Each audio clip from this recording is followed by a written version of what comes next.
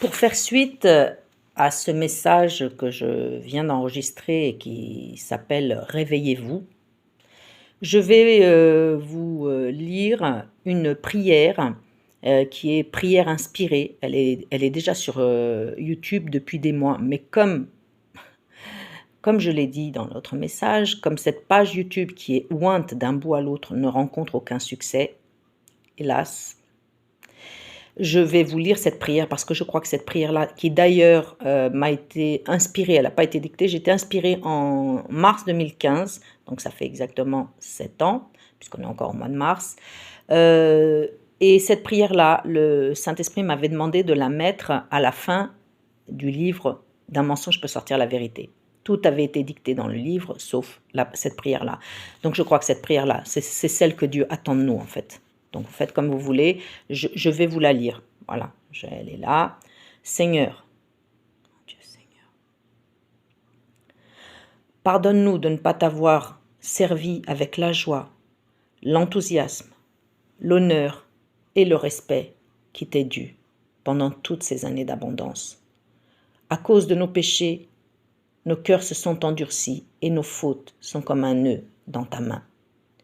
Je te prie, Seigneur, de nous faire grâce, ainsi que pour nos enfants, bien que nous ayons urgemment besoin d'apprendre à craindre ton nom, car nous sommes le peuple qui t'appartient.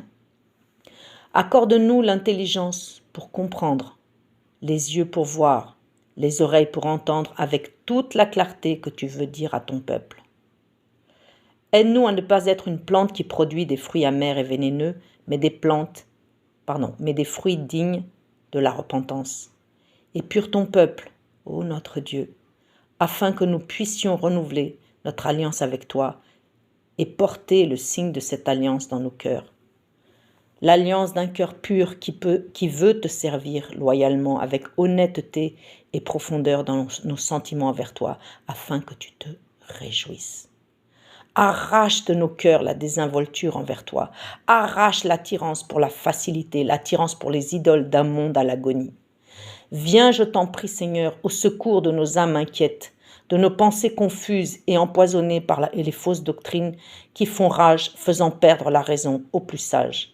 Rends, je te prie, Seigneur, le discernement à ton peuple, sanctifie nos cœurs, sans quoi nous ne verrons pas notre Seigneur et que nos âmes t'adorent.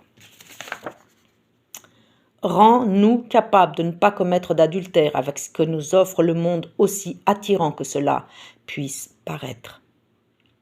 Je te supplie, notre Seigneur, d'affermir notre courage, notre volonté, notre audace face à nos ennemis, afin que les bourreaux de ton peuple trouvent la lumière sur leur route.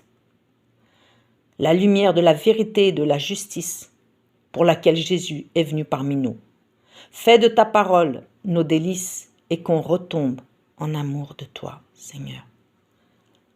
Viens au secours de la dissolution de la foi de ton peuple en France, tout comme en Europe. Arme-nous de la pensée d'être prêts à mourir pour Jésus, car ton jugement arrive sur la France. Aide-nous à tenir droit comme des bâtons qui tiennent fermement et fièrement l'étendard de la lumière, de la vérité et de la justice dans un monde enténébré. Tu es celui qui prononce des sentences justes et tu as tout pouvoir pour nous sauver. Dans le nom de notre Seigneur Jésus-Christ de Nazareth, je te prie.